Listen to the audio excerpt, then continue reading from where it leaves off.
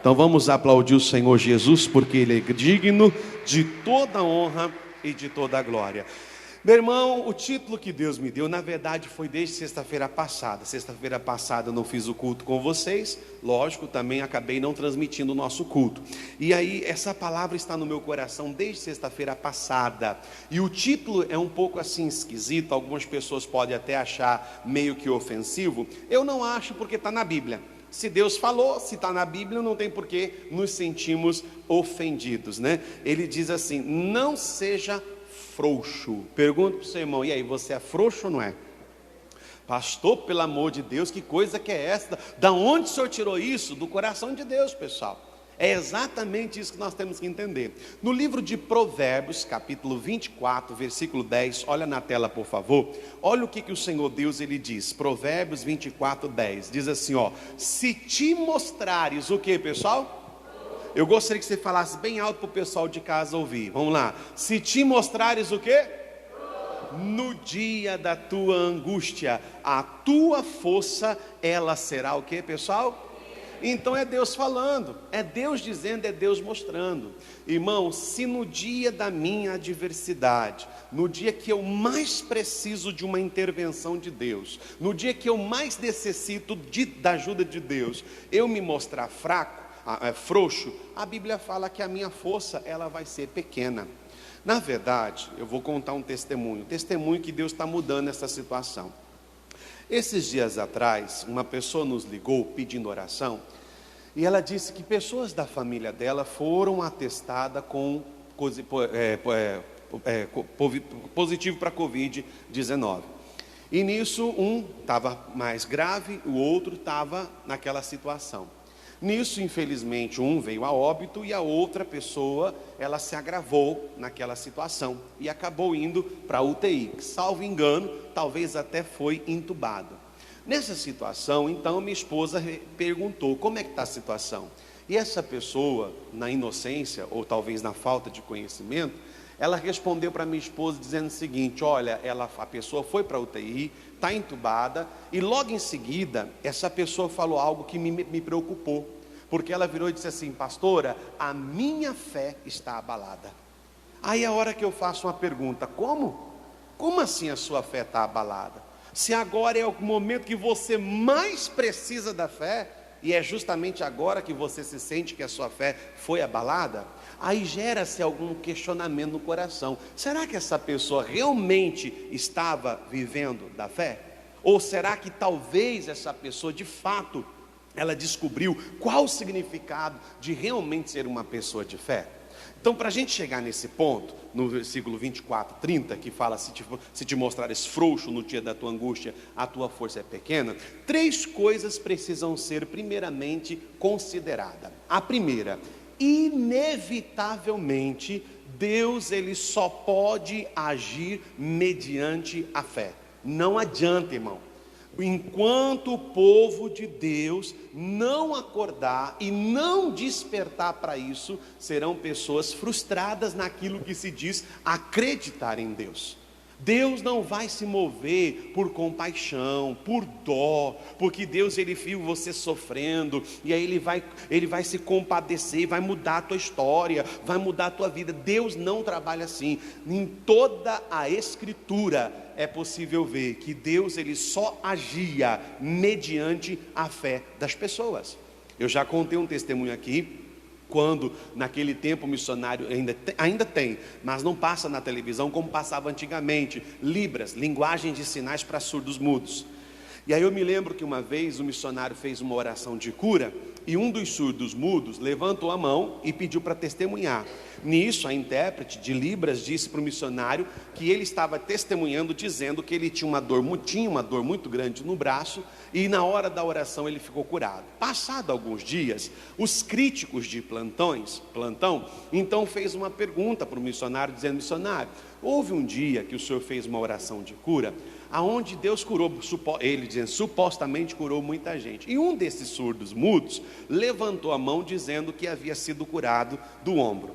E aí então ele diz o seguinte: se realmente Deus amava aquela pessoa, e se a pessoa é curada, por que Deus não curou de vez, de uma vez inteira, de uma vez por todas, a surdez daquele surdo mudo? Porque Deus tirou só a dor do braço. O missionário deu aquela risadinha de homem sábio e falou assim: olha, a questão não é que Deus tem poder para curar isso ou poder para curar aquilo. A questão é que ele apenas desenvolveu a fé de que Deus era poderoso para curar a dor no braço, não a surdez. Porque talvez ele estaria tão familiarizado com aquela situação, talvez ele estaria tão entregue com a suposta frase de que é impossível ele voltar a ouvir, já que uma vez ele nasceu assim, ou ficou assim, que ele então acabou se adequando àquilo. A fé dele é gerada para qualquer coisa, para salvação, para cura no ombro, para cura de um estômago, para cura na coluna, para cura no joelho, mas ele estava tão entregue àquela situação, que ele não tinha fé para acreditar que Jesus o curaria da sua surdez. Meu irmão, inevitavelmente, Deus ele só pode agir na sua vida, na minha vida, mediante a fé. E não adianta bater no peito e dizer: pastor, eu tenho fé. Fé sem obras, diz o Senhor, fé sem obras é o quê? É morta. Não, peraí, pastor, eu preciso voltar. Não, pastor, o senhor deve estar equivocado. Porque houve um caso na Bíblia, que o senhor não sabe, que a Bíblia fala que Jesus, movendo-se de íntima compaixão, o curou. E aquele homem foi liberto da sua enfermidade. Esse caso podemos chamar de exceção, não regra. Você não vê Deus trabalhando com exceções. Ele fez uma exceção. Agora, o porquê e com o propósito, a gente não sabe. Ele é Senhor, Ele é soberano. Ele fez uma exceção, Ele trabalhou. E Deus não trabalha com exceção. Exceção é propósito. Exceção é propósito, é vontade do coração de Deus. Agora, a regra é que todos precisam ser curados, libertos e abençoados através do quê? Da fé. Nós temos vários exemplos na Bíblia, só vou citar. Em Mateus capítulo 15, do versículo 21 ao 28, nós temos o relato da mulher cananeia, aonde estava com a sua filha doente, enferma, e ela foi até Jesus e pediu para que ele curasse a filha dele. Jesus, provando a fé daquela mulher, virou para ela e disse assim: olha, não é lícito pegar o pão dos filhos e dar aos cachorrinhos. De certa forma ele quis até ofendê-la, provocar ela, e aquela mulher não fechou o coração. Irmão, isso aqui é muito importante. Não feche o seu coração quando alguma coisa der errado na sua vida. Não feche o seu coração quando de alguma maneira Deus não corresponder segundo aquilo que você quer, segundo aquilo que você espera. Não, pastor, eu orei, não aconteceu. Ah, pastor, eu orei para a pessoa sair ilesa e ela morreu. Ah, pastor, eu orei para poder ter um emprego e a porta se fechou. Ah, pastor, eu orei tanto para ficar curado e eu peguei o exame e o exame atestou até pior. Pastor, eu fui fazer um exame de rotina para ver meu colesterol, para ver a minha glicemia, para ver outras coisas do meu sangue. E eu falei: Deus, em nome de Jesus, eu comi do sal, eu me ungi com azeite, eu bebi da água consagrada, eu orei com o missionário. Pastor, eu disse para Deus que os meus exames dariam todos normais, e para minha surpresa, pastor, quando eu os peguei, estavam todos alterados. Uma bagunça. O doutor até regalou os olhos e falou: minha filha, vamos reorganizar a sua vida de novo, hein? Porque o colesterol está lá em cima, a glicemia também, já está quase propenso a diabetes e coisa e tal. Pastor, eu orei tanto para não ter esse diagnóstico, eu orei tanto para não ter essa resposta, mas não é porque não foi correspondido que você vai fechar o seu coração. Aquela mulher disse, Jesus disse: ó, não é lícito pegar o pão dos filhos e dar aos cachorrinhos. Aquela mulher podia muito bem ter fechado o coração, mas ela virou para Jesus e disse assim: mas tudo bem, Senhor, eu entendo, mas os cachorrinhos também são persistentes. Quando eles não podem comer de toda a comida sobre a mesa, eles se contentam com as migalhas que caem na onde? No chão. De uma forma ou de outra, eles não desistem. Jesus olhou para aquela mulher e disse: grande é a tua? Vai, a tua filha está curada desse mal. Ela só alcançou a libertação da filha por causa do quê? Da fé. Não foi de compaixão. Não é porque Jesus olhou para ela e falou assim: nossa, essa mulher está vivendo um momento tão difícil.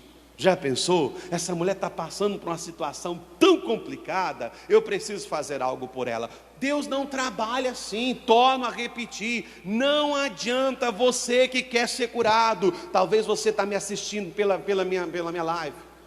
Você quer ser liberto de uma depressão, você quer ser liberto da ansiedade, você quer ser liberto de uma opressão, você quer ser liberto de alguma coisa. Não é simplesmente se colocando diante de Deus e pedindo por clemência.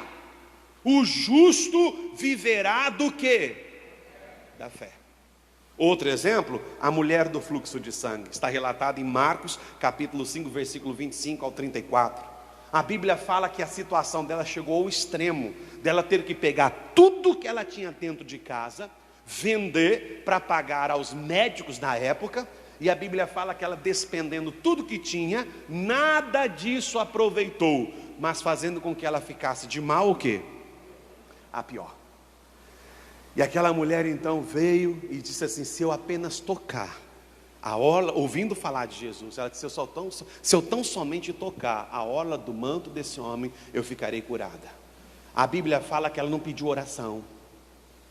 Ela não ficou ali dizendo: olha para mim, Senhor, me observa, o Senhor não está vendo que eu estou sofrendo, o Senhor não está vendo o que eu estou passando, o Senhor não entende o que eu estou vivendo hoje. Ela não estava desse tipo não. Ela tinha algo consigo: se eu apenas tocar a orla do seu manto, eu ficarei o quê? Curada. E a Bíblia fala que ela adentrou a multidão, tocou na vestimenta de Cristo, e a Bíblia fala que imediatamente Jesus disse que sentiu que dele saiu virtude para curar. E aqui ele disse: quem me tocou? Aquela mulher ainda amedrontada levantou as mãos e disse: eu te toquei. E Jesus disse assim: vai, ser curado do teu mal, porque a tua fé te curou, a tua fé te salvou. Mais uma vez Jesus prova que aquela mulher só foi curada por causa do quê? Você viu, algum momento você viu Jesus olhando para aquela mulher, porque Jesus sabe de todas as coisas. Você vê em algum momento Jesus falando com os discípulos: discípulos, vamos até aquela cidade, porque lá tem uma mulher que está sofrendo há tantos anos com o fluxo de sangue. Imagina a situação dela. Essa mulher deve estar passando por maus bocados. Vamos lá, discípulos, vamos unir nossa fé e vamos mudar a vida daquela mulher. Você vê Jesus fazendo isso?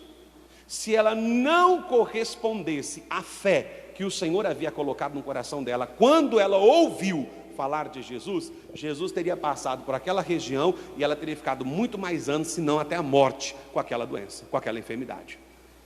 Outro exemplo, mas tem mais dois exemplos. No livro de Marcos, capítulo 10, versículo 46 ao 52, nós temos ali o relato de um famoso homem chamado cego Bartimeu. A Bíblia fala que ele era mendigo e vivia à beira do caminho. Ouvindo um dia então falar de Jesus, ele também colocou no coração: eu vou ser curado por esse homem. E quando ele viu que Jesus passava por aquela região, quando ele percebeu que tinha uma movimentação, uma multidão ali naquele lugar, ele com certeza deve ter tocado alguém, feito um sinal, a pessoa se aproximou, então ele perguntou: o que está acontecendo que eu estou vendo o pé de muita gente? Não, é porque Jesus Cristo de Nazaré está passando por aqui. Eu posso meio que imaginar a surpresa dele. Como é que é? Quem está passando aí? Jesus. Tem certeza? O Nazareno? Jesus, filho de Davi, tem misericórdia de mim. Aí alguém foi lá, achou meio que escandaloso, um dos discípulos, e disse assim: não, cala-te. Você acha que o mestre vai parar para ouvir alguém do seu nível? Para de clamar, para de gritar. Às vezes, irmão, não tem ninguém que chegue para você e diga para você parar com algo, mas às vezes a sua própria consciência te convence a desistir. Às vezes a sua própria consciência te faz desistir, porque às vezes, olha aqui, isso aqui é Deus falando com você, porque às vezes os seus olhos são maus. Não, pastor, como assim? E não estou falando de mal para maldade, para malignidade. Eu vou dar um exemplo. Eu estava um dia fazendo um culto de família, e eu já sabia da situação dessa irmã. E Deus me havia me dado um culto, uma palavra que falava o seguinte: que se os seus olhos forem maus, todo o seu corpo será tenebroso. É assim que a Bíblia fala. E eu tinha feito aquela oração para Deus mudar a situação das famílias. Terminou o culto, uma senhora, como de praxe, me procurou e disse assim: pastor, eu quero que o senhor faça uma oração. Falei: pois não, irmã. Ah, pastor, eu quero que o senhor faça uma oração. Aí mostrou as fotos: que esse menino não muda, porque esse menino é desse jeito, porque o meu marido é dessa forma, porque minha situação é desse jeito, porque minha situação é dessa maneira, porque... E foi falando, irmão, foi falando. Aí naquela hora o Espírito Santo veio e ministrou, tá vendo? Os olhos dela são maus. Enquanto ela ia relatando, eu falei assim no meu coração: Senhor, mas por quê? Ela não levantou a foto? Levantou. Você não viu ela clamando junto com a igreja? Clamou. Ela não orou junto com você? Orou. Embora ela tenha orado, embora ela tenha determinado, embora ela tenha pedido a minha bênção, mas depois da oração ela não creu, tanto que ela voltou aqui. E o problema não foi pedir a oração, o problema foi que ela veio pedir a oração para você com os mesmos olhos. Às vezes não é que o familiar não está mudando, é que a pessoa já não consegue ver mais essa mudança.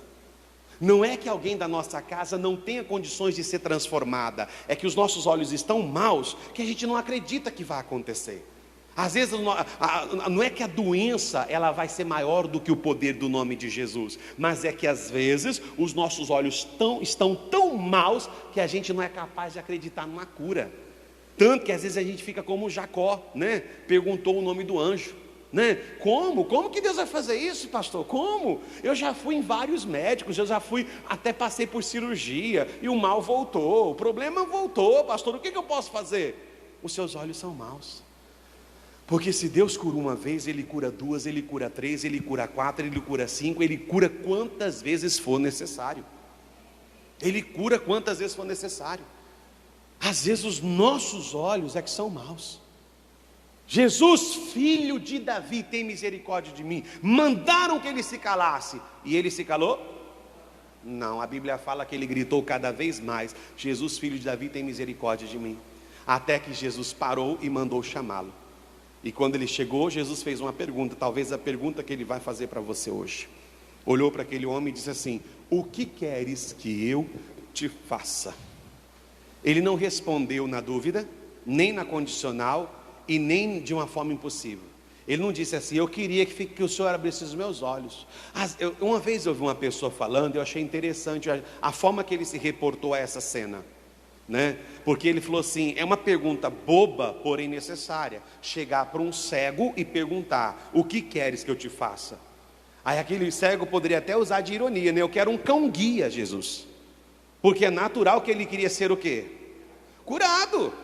Mas Jesus queria uma expressão de fé da parte dele. E ele disse assim: ó, que eu tenha vista. Ele não disse assim: eu gostaria, eu queria um dia, se for pela sua misericórdia, se eu for merecedor, se o Senhor tiver piedade, então o Senhor abra os meus olhos. Ele não fez isso. Ele já tinha plena convicção de quem estava diante dele e diante de quem ele estava. Ele já tinha plena confiança. Por isso que a Bíblia fala: não rejeiteis a vossa confiança, que tem avultado e grandioso galardão.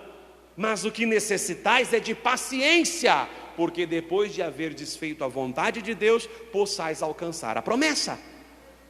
Essa é a palavra de Deus, irmão. Que tenha vista. E Jesus disse que seja feito segundo a tua fé. E na hora ele ficou curado. E aí Jesus disse: a sua fé te salvou, a tua fé te curou.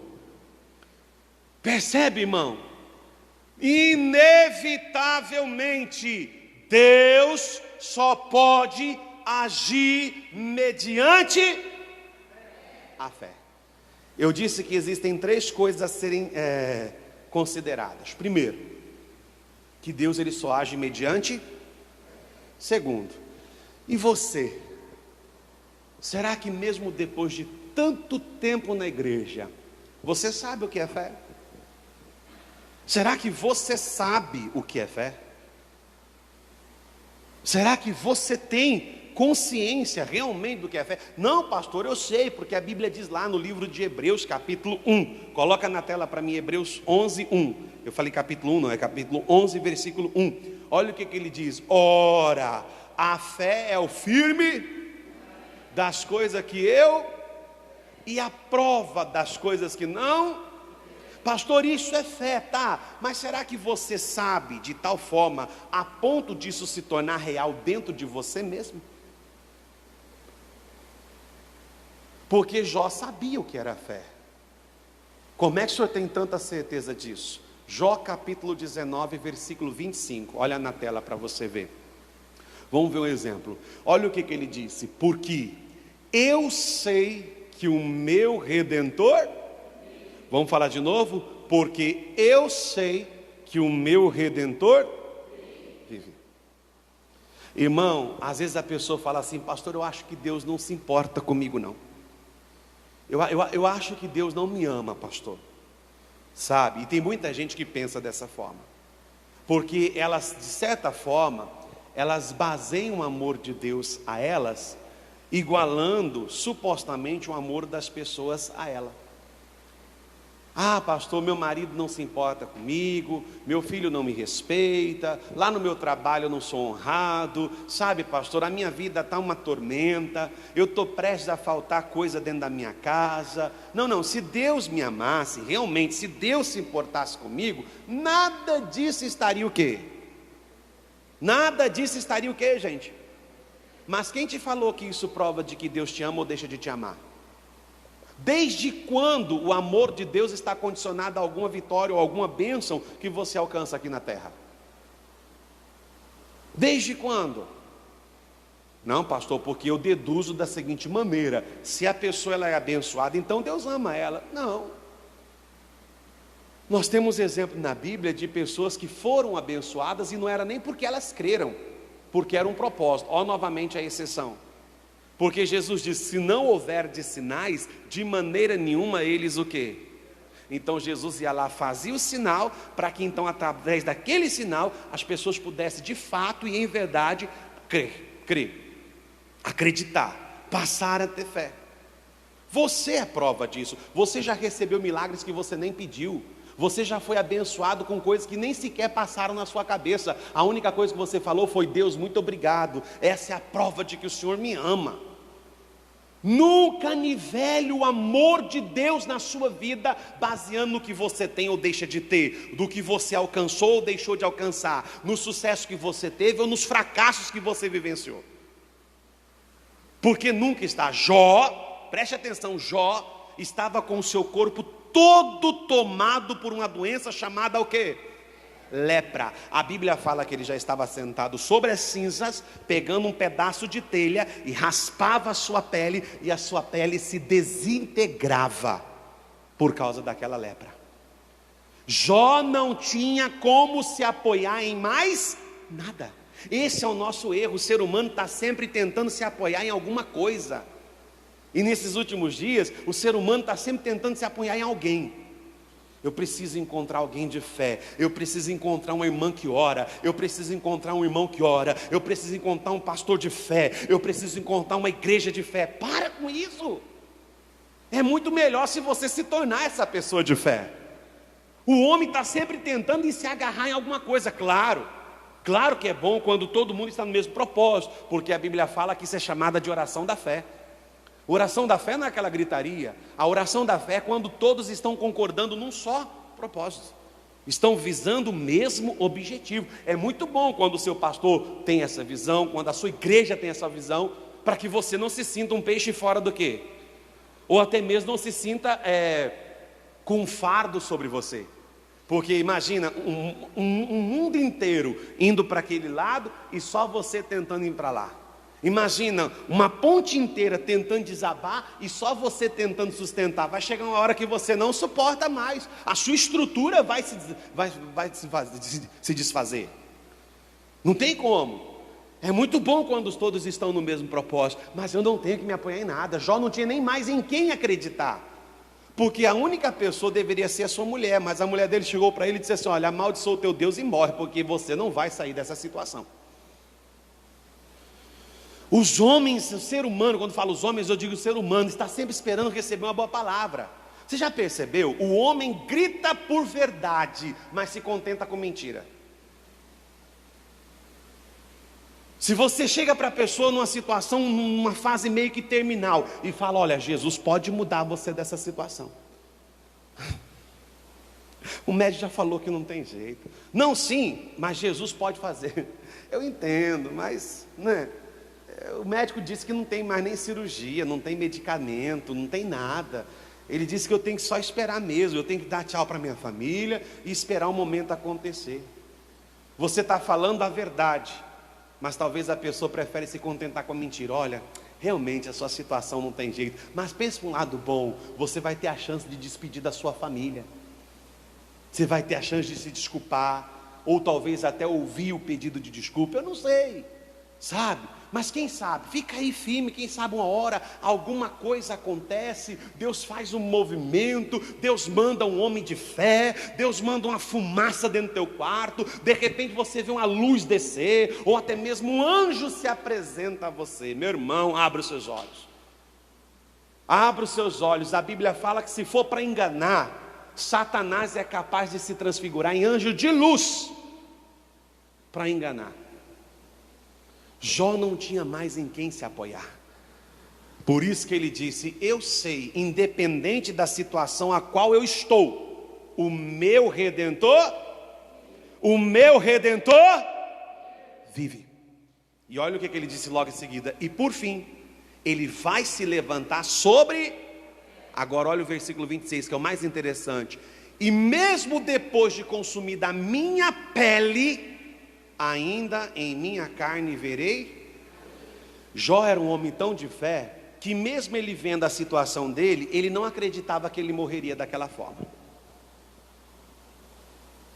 Jó não acreditava que ele morreria daquele jeito. E às vezes você pegou uma gripe e já acha que é o seu fim, ou qualquer outra coisa. Pastor, eu fui diagnosticada ultimamente com hipertensão. Vou ter que tomar remédio, pastor. Vou ter que tomar remédio para o coração. Vou ter que tomar remédio para...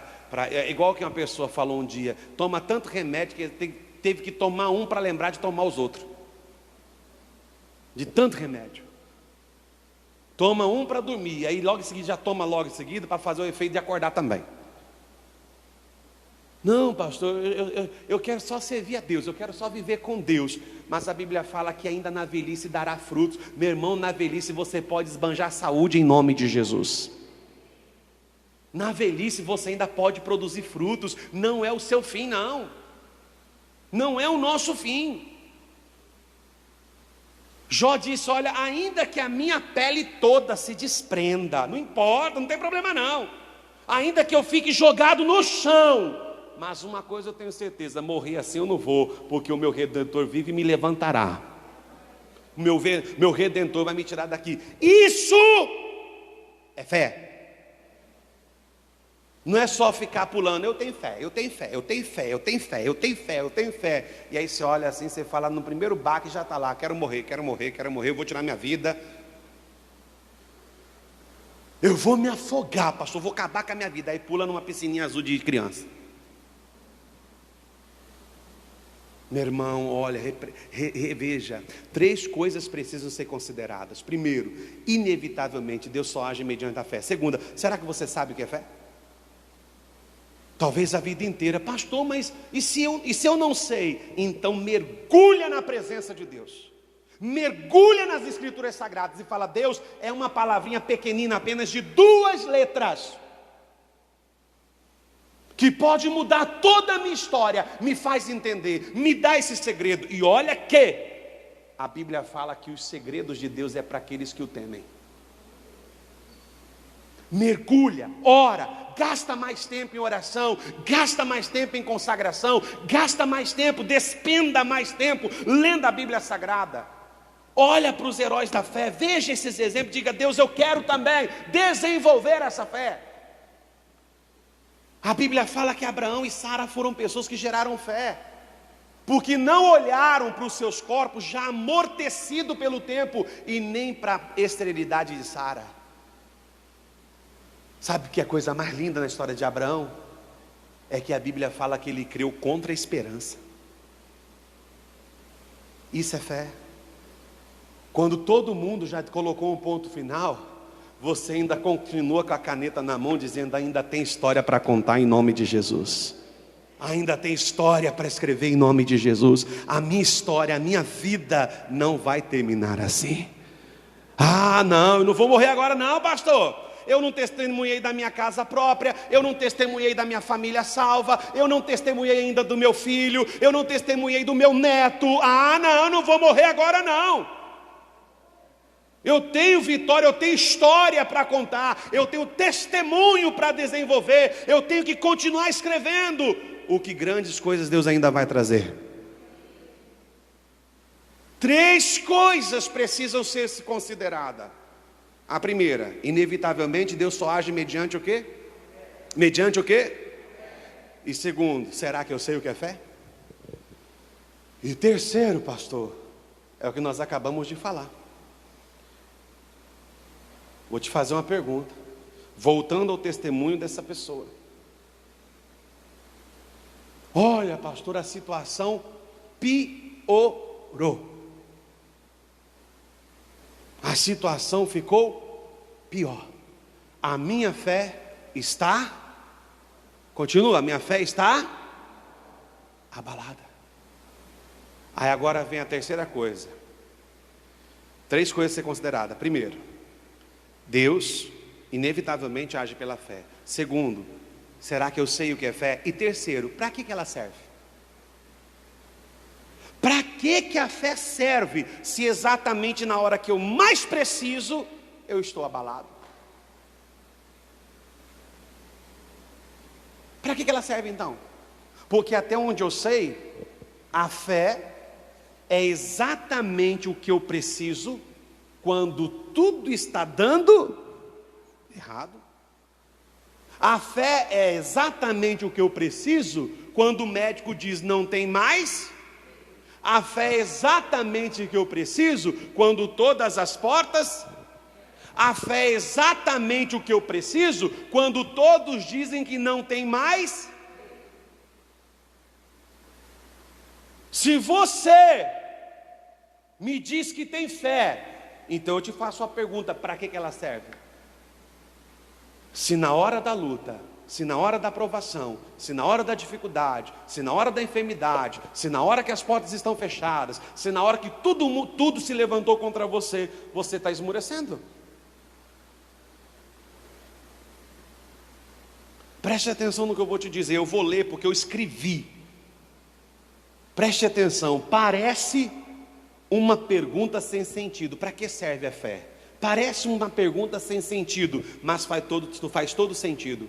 Dizer, repita comigo, dizer que, vai lá todo mundo, irmão, mais alto, dizer que tem fé quando tudo vai bem.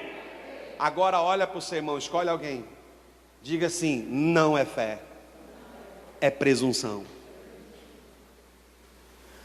Não, pastor, eu tenho fé porque minha geladeira está cheia.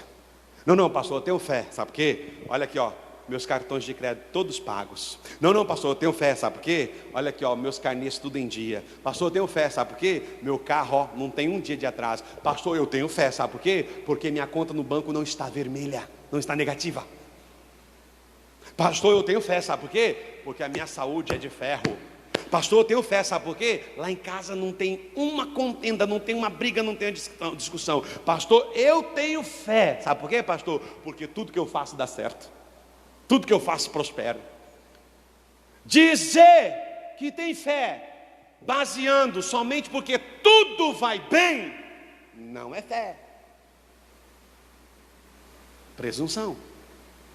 Por quê, pastor? Vou ler, eu fiz questão de escrever. O que é uma presunção? O que é isso? O que acontece? Presunção é um relacionamento que muitas pessoas têm com Deus, e esse relacionamento está baseado primordialmente em suas emoções. É tipo um dia fez assim, missionário, fizeram essa pergunta missionária há muitos anos atrás. Missionário, o que eu faço? Eu estou indo na igreja, mas eu não estou sentindo mais a presença de Deus. Aí o missionário respondeu a pergunta, devolvendo outra. Mas vem cá, para você, o que é sentir a presença de Deus? Tem gente, irmão, que, por exemplo, se vem num culto, e aí se ela chora, de soluçar, sabe? Se na hora da oração ela treme, sente arrepios e ela se comove com aquilo que está acontecendo, aí termina o culto e ela fala: glória a Deus, o culto foi forte, o culto foi forte, presença de Deus, ó, a unção de Deus desceu, ó, Jeová estava na igreja.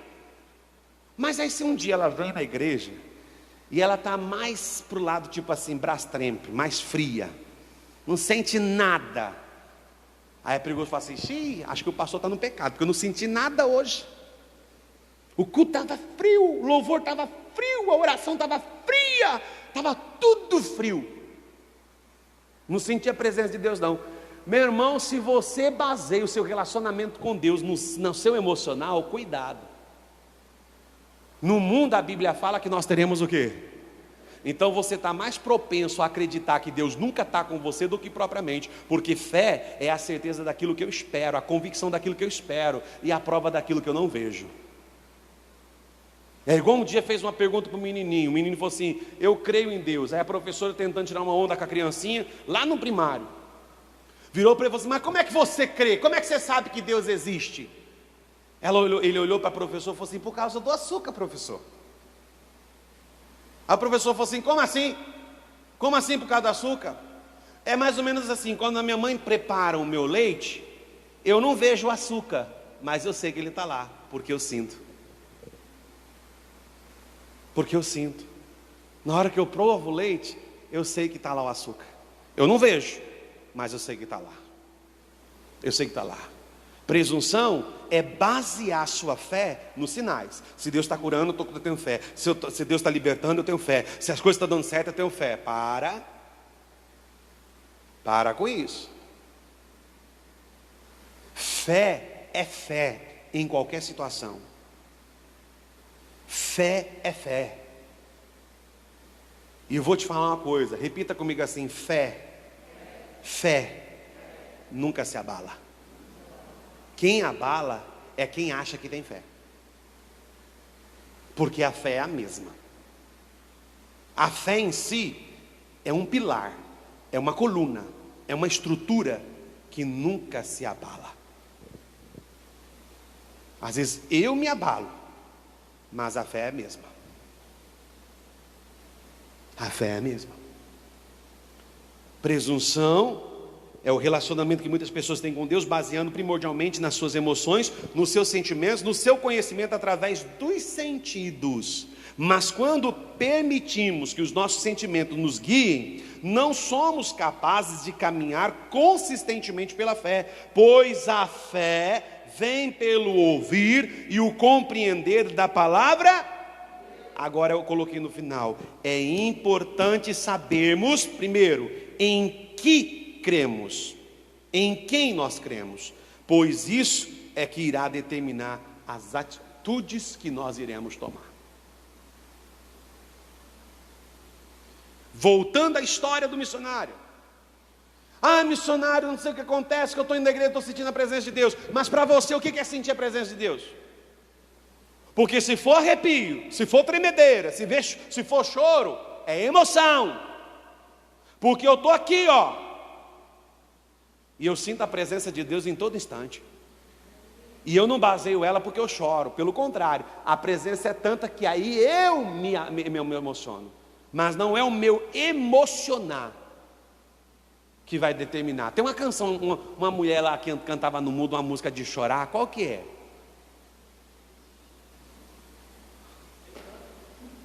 Que cantava, bem conhecida, de chorar. Não, secular. Cantava música de chorar. Me ajuda aí. Como que é o pedacinho? Não, nacional. Que o pessoal usa bastante para quando tem alguém chorando. Bom, não tem quem me ajude, não tem quem apoiar. Quando é assim, ninguém está ouvindo nada paralelo, ainda bem, né? Mas falava sobre chorar, chora, chorona. É antigamente, qual que é? Eita, mulher chorona, essa, né? Chora igual uma sanfona. Quem que é essa cantora? É homem ou mulher? Rio Negro e Solimões? Então, se choro representa a presença de Deus, então Rio Negro e Solimões era anjo. Ou essa mulher que ele fala é uma anja. Irmão, vamos acordar. 3 coisas são inevitáveis. Tem que ser considerada. Deus só age pela fé. Será que eu sei o que é fé? E para que ela serve? Por isso Deus me deu essa palavra. Provérbios, de novo, 24, versículo 10. Vamos ler todo mundo junto? Vamos lá? Se te mostrares no dia a tua força ou a tua fé será o quê? Pequena. E aí, para terminar, o que é frouxo? O que é uma pessoa frouxa? Olha só, pessoa frouxa significa medrosa, covarde, fraca. Mas 2 textos, 2 definições para mim são as mais válidas. É uma pessoa inconsistente, ou seja, indecisa. Ou também uma pessoa sem convicção alguma. Isso é frouxo. É aquela pessoa indecisa. Será que Deus cura? Será que Deus vai fazer isso, pastor? Pastor, será que Deus me cura mesmo dessa enfermidade que o médico disse que eu vou tomar remédio até morrer? Será que Deus faz isso? Pastor, eu fico vendo na televisão tanta gente curada no R.R. Soares. Será que isso acontece mesmo? Eu sou prova viva disso, irmão.